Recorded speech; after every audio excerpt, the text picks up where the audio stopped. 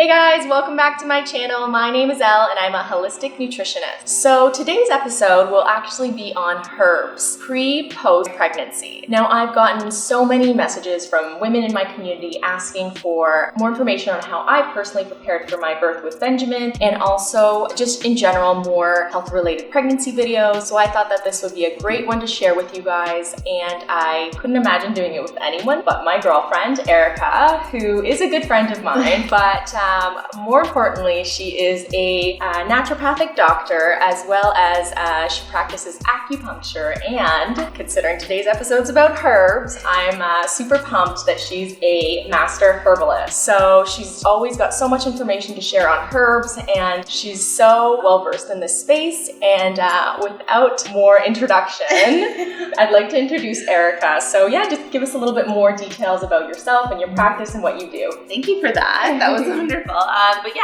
so I'm a naturopathic doctor.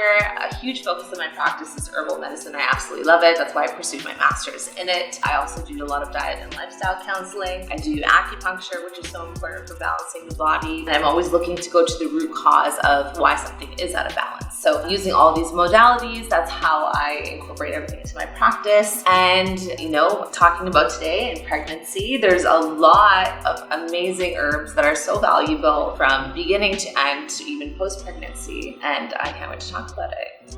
So I'd like to start with telling you guys about how I used herbs in my pre-birth plan. But before I do that, I want to remind you that it's super important to go to someone that's well-trained and educated in this space and allow them to guide you in how you can use herbs to benefit your health. So yeah, I went to Erica. I reached out to her and I asked her, you know, how can I incorporate herbs in my birth plan? Like, I was doing so many other things with my nutrition and I felt like this was an area that I was lacking and I could really be doing more with. So she gave me a formula, and it was backed behind Dr. Christopher. So I actually learned this formula through my training with Dr. John Christopher, and it's a birth prep formula essentially. And so you take it in the last 6 weeks before your due date. I remember that. And the purpose is, and you would not take it before, for the reason that it actually starts to thin out your cervix and ripen your cervix to prepare it for childbirth and basically make it more pliable. And you don't want to do that till the end. Exactly. And it will also strengthen your contractions and just make for an easier delivery overall, help to expel any placenta at the end. And yeah, you would just take it every day for the last 6 weeks. Yeah. And you even noticed, you told me a story, you went to go see your OB and she commented on your cervix.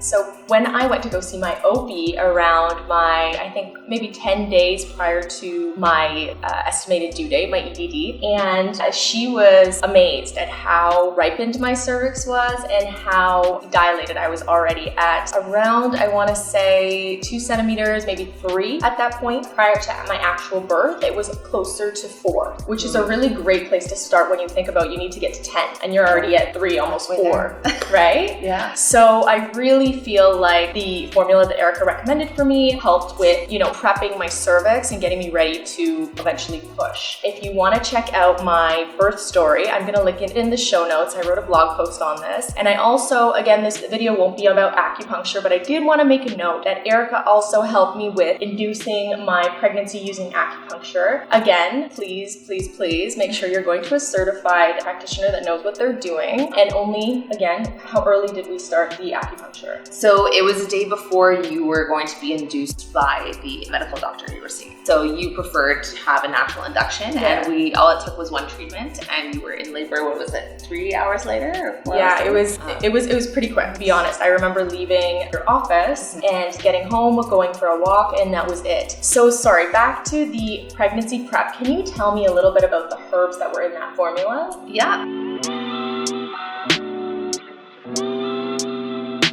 So one of the a few of the really amazing ones that you can put in this formula is black cohosh, blue cohosh, partridge berry, and blessed thistle. So those are they're uterine contractors, right? They're strengtheners. Yes. And then, so the closer you get to the birth, as I mentioned, is you want the cervix to start thinning out a little bit and just becoming more elastic and more pliable. And that's exactly what these herbs do. And then when you get to the actual labor process, these herbs will have strengthened your uterus, so you have stronger contractions to actually push that baby out. A lot of times in labor, you know, there can be a stalling, right? And it can fail to progress.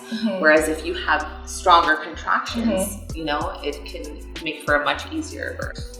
Right. Baby out, so, you want to get that baby out safely, of course. And to be honest, if I hadn't seen my OB and they hadn't told me how much more ripened my cervix was than, you know, typical women that they see, I would have just thought that this was just, you know, another weapon in my arsenal to have this perfect birth that I so imagined. Obviously, it doesn't end up being the perfect birth you imagined. The tincture, I really saw like tangible results from it. So yeah, let's talk about post-pregnancy. Okay.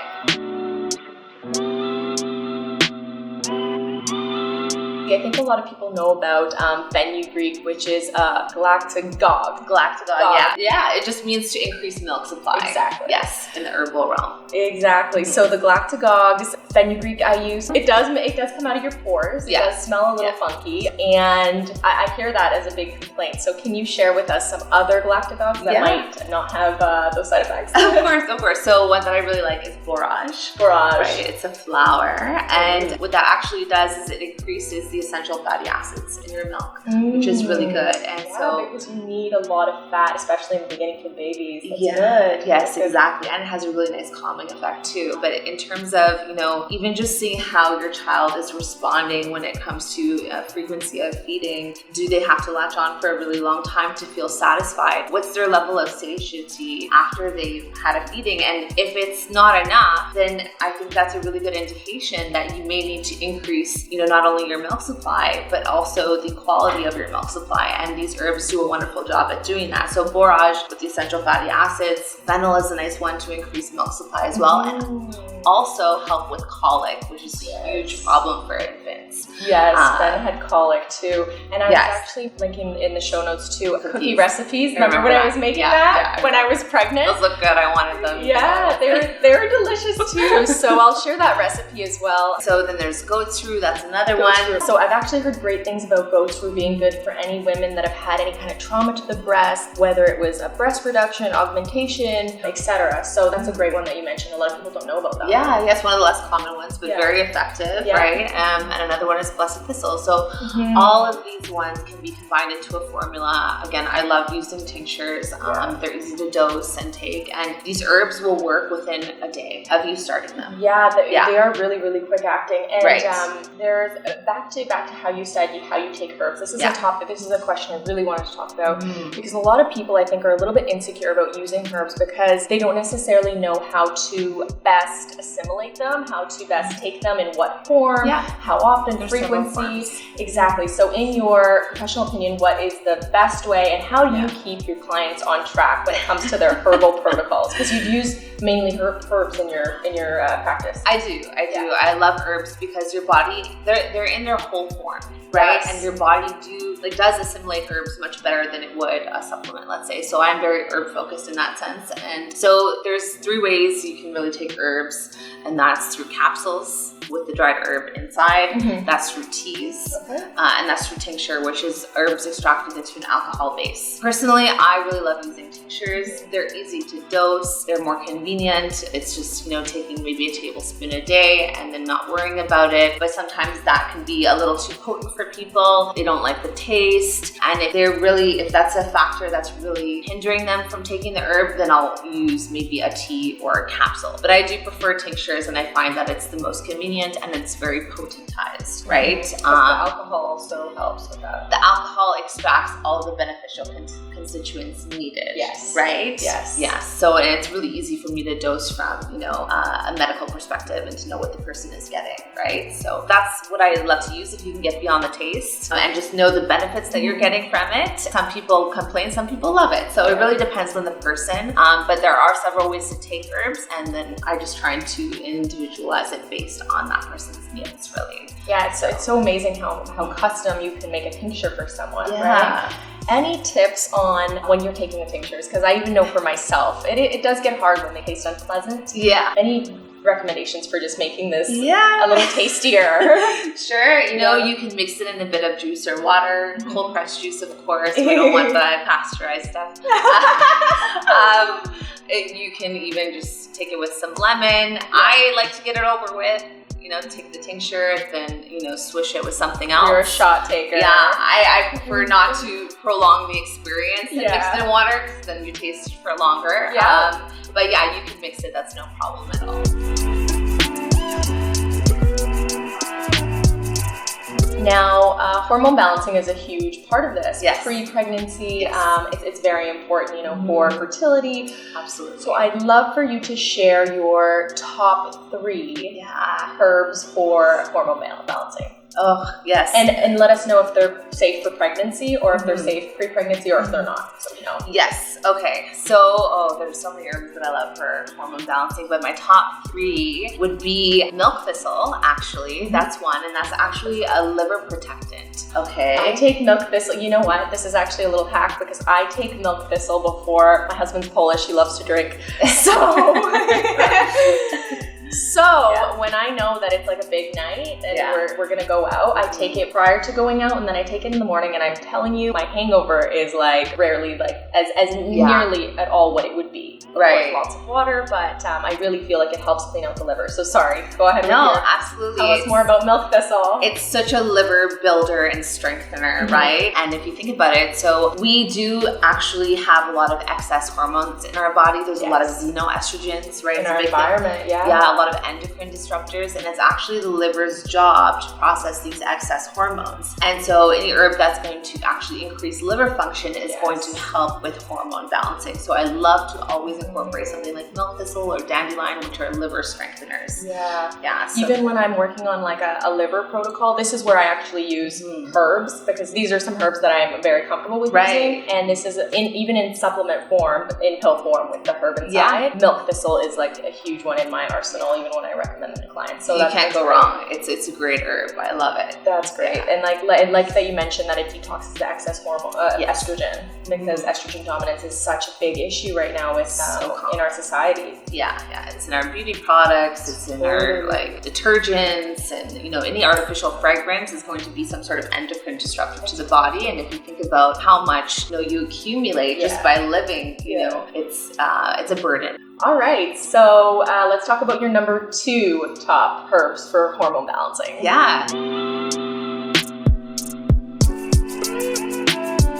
I also really love red clover. You heard of that one? Yes. I've taken that. You know when I've taken that? When prior to me getting into like the health space at all, I was working in finance, and my period was all over the place, and red clover was recommended to me. So I do have a little experience with it here, but tell us how else you can use it. Yeah, for sure. So it's actually known as a phytoestrogen, right? So what that means is if you have too much estrogen in your body, which is usually common, it helps to bring it down to a level that's more balanced. But if you don't have enough estrogen, it will bring it up. So it has a regulating effect on your estrogen levels, which is really good. And I also love it because it really helps with water retention. And I know for a lot of women, especially around your menstrual cycle, you retain water. So that's a really nice one to incorporate to just kind of flush out that excess. That's really great. Another one is dandelion root, right? For the bloating. Oh yeah, dandelion root I love too, and then also for the liver. Wow, I didn't know all that about red clover. Thank you. I'd love to know now what your third one is. So what's your third hormone balancing herb? It's called chasteberry or Vitex. Vitex. Okay, I know this one is Vitex. So Vitex is really important for progesterone levels, and a lot of people are deficient in progesterone. So Vitex will really help bring up that progesterone level, especially in the second half of your menstrual cycle, which is the luteal phase, which is where you require the most progesterone. And working around fertility too, it's a very commonly needed herb. It's good if you have PCOS. That's really getting extremely common in our society right now. Very much so. It's good if you even have acne, hormonal acne. I use a lot of Vitex. But really it works with the progesterone levels, and it will help to suppress too high of an estrogen by bringing up that progesterone. So it's all a balancing act for the body, basically. pregnancy. Exactly. Progesterone and estrogen are always on this teeter-totter, right? And the same thing, when you're going through menopause, same balancing act, just later in life. That's a lot of great information, and we're filming this. We got so into our herbs that we forgot to talk about the fact that Erica is pregnant. Let's see your belly. Yeah, you can't really see it here, but she looks stunning, beautiful. I would have never even, you probably couldn't even tell that she's pregnant based on how she's sitting, but she is just over 6 months. Yes. 6 months and 1 week. Wow. So we're super excited for Erica to have her daughter soon, a little mini Erica. So I'd love for you to share with our viewers some herbs that you are taking in your now second trimester. Yeah. Nearing towards the end of the second trimester, but I actually started these herbs from day one that I knew I was pregnant, right? Okay, so these are safe herbs for first and second trimester. Yeah, all throughout pregnancy. Okay, actually, perfect. I would recommend these. And the top 2 herbs for that are nettle and red raspberry. So red raspberry is known as a uterine tonic. Yes. Okay, so basically it helps my body or my uterus hold on to the pregnancy, right? And provide a really safe home for the baby, right? And a nice, solid home. And as well as nettle, which is a nutritive, in herbal medicine. And what that means is it's full of vitamins and minerals that you can easily assimilate into the body. As you know, I'm not a huge supplement taker, so I'm like, how can I get the most nutrient density without taking, too many multivitamins and whatnot? So nettle is one that is full of B vitamins, calcium, magnesium, folic acid. Yeah, it people really don't know about nettle. Yeah, iron. It really has a wide range of nutrients that I want right now. So I take that daily in the form of a tea. I make about 3 cups a day of this tea. But also I take it in blending with a few other things. So alfalfa, rose hips, and marshmallow. And I want to particularly mention marshmallow root because for a lot of women, heartburn can be an issue. That's a huge issue for women who are pregnant. Yeah. There's just, too much pressing up on your diaphragm, your esophagus, and so you can have acid reflux, and it's very uncomfortable. So what marshmallow does, it's known as a demulcent, and what that means is it actually will help to coat.